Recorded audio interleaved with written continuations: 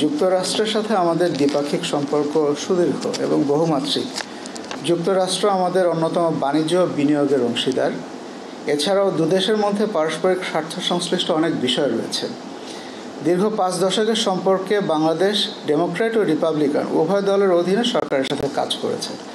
আমাদের 5 দশকের সম্পর্ক পর্যালোচনা করলে এটা সহজেই অনুমান করা যায় যে ক্ষমতাসীন দলের পরিবর্তন হলেও এর সাথে তাদের পররাষ্ট্রনীতি ও কৌশলগত অবস্থান এবং জাতীয় লক্ষ্যসমূহ অনেকটাই অপরিবর্তিত থাকে। আমরা পূর্বেও ট্রাম্প সরকারের সাথে কাজ করেছি এবং আমাদের দুদেশের পারস্পরিক স্বার্থ সংশ্লিষ্ট বিষয়ে বৈপরীত্যের সম্ভাবনা খুবই কম।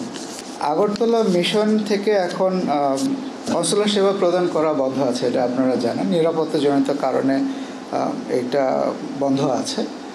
পরিস্থিতির উন্নতি ঘটলে আপনারা আপডেটটা জানতে পারবেন। আর চিফ অ্যাডভাইজারের সাথে মাননীয় প্রধান উপদেষ্টার সাথে ইউরোপীয় ইউনিয়নের দূতদের যে সভাটা হবে সেটার সম্ভাব্য যে ক্ষেত্রগুলো আলোচনায় আসতে পারে সেটা আমি ইতিমধ্যে বলেছি, তারপর আবার বলছি যে সম্ভাবনার নতুন ক্ষেত্র এক্সপ্লোর করার চেষ্টা করা। এলডিসি উত্তরণ পরবর্তী সময়ে জিএসপি প্লাস বাণিজ্য সুবিধাদি যাতে বজায় থাকে সেই আলোচনাটা আসবে।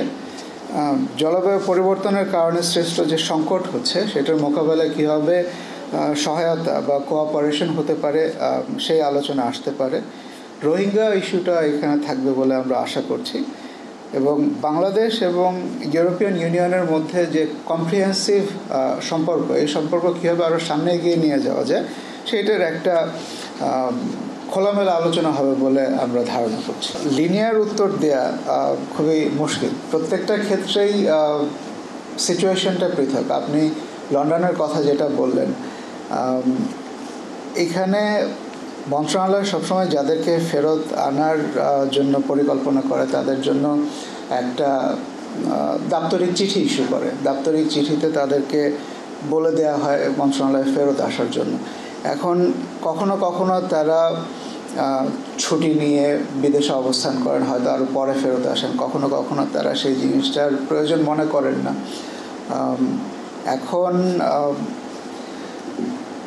ফেরত আনার ক্ষেত্রে মন্ত্রণালয়ের করণীয়টা আপনি ভালো বলতে পারবেন যে কতটুকু পর্যন্ত করা যেতে পারে। বিদেশে একজন মানুষ চাকরি শেষ হয়ে যাওয়ার পরে যদি এখানে ফেরত না আসেন তাহলে আপনি আমাকে বলেন যে কি করণীয় আছে।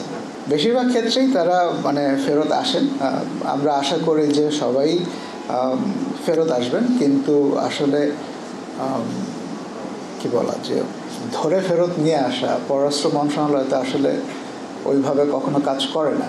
দুইটা ভাগ আছে, একটা হচ্ছে চুক্তিভিত্তিক যারা, আর একটা হচ্ছে যারা রেগুলার অ্যাপয়েন্টমেন্টে ছিলেন। চুক্তিভিত্তিক যারা নিয়োগকৃত ছিলেন, চুক্তি বাতিল হয়ে যাওয়ার সাথে সাথে সরকারের সাথে তাদের আর কোনো সংশ্লিষ্টতা নেই।